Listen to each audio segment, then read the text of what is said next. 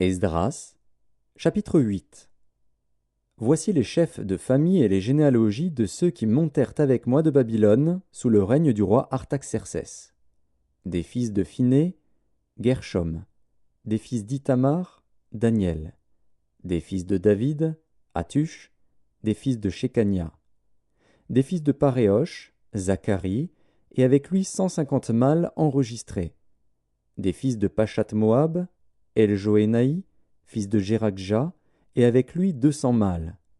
Des fils de Shekania, le fils de Jacaziel, et avec lui 300 mâles. Des fils d'Adin, Ebed, fils de Jonathan, et avec lui 50 mâles. Des fils d'Élam, Ésaïe, fils d'Atalia, et avec lui 70 mâles.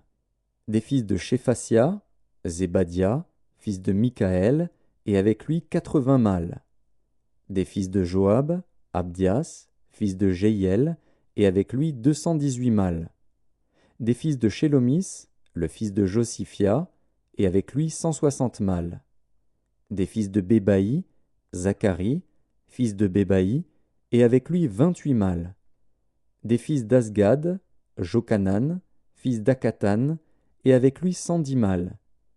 Des fils d'Adonikam, les derniers, dont voici les noms: Éliphélet, Jéhiel et Shemaéja, et avec eux 60 mâles. Des fils de Bigvaï, Utaï et Zabud, et avec eux 70 mâles.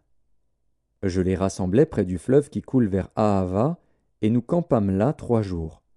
Je dirigeai mon attention sur le peuple et sur les sacrificateurs, et je ne trouvai là aucun des fils de Lévi. Alors je fis appeler les chefs Éliézer, Ariel, Shemaéja, Elnathan, Jarib, Elnathan, Nathan, Zacharie et Meshulam, et les docteurs Jojarib et Elnathan. Je les envoyai vers le chef Iddo, demeurant à Casifia, et je mis dans leur bouche ce qu'ils devaient dire à Iddo et à ses frères les Nétiniens qui étaient à Casifia, afin qu'ils nous amenassent des serviteurs pour la maison de notre Dieu.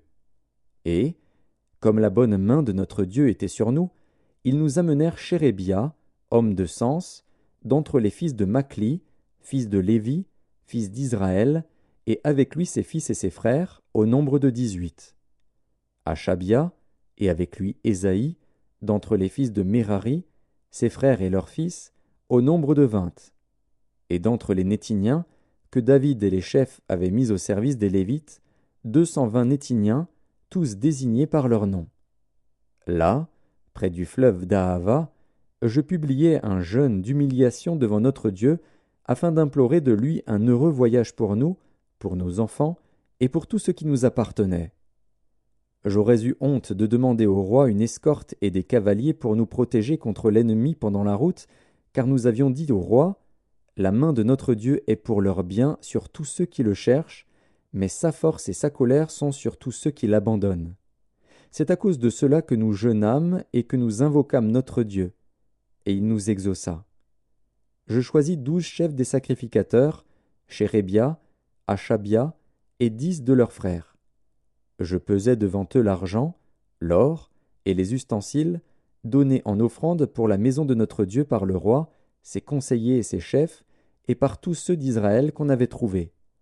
Je remis entre leurs mains 650 talents d'argent, des ustensiles d'argent pour 100 talents, 100 talents d'or, 20 coupes d'or valant 1000 darics, et 2 vases d'un bel airain poli, aussi précieux que l'or.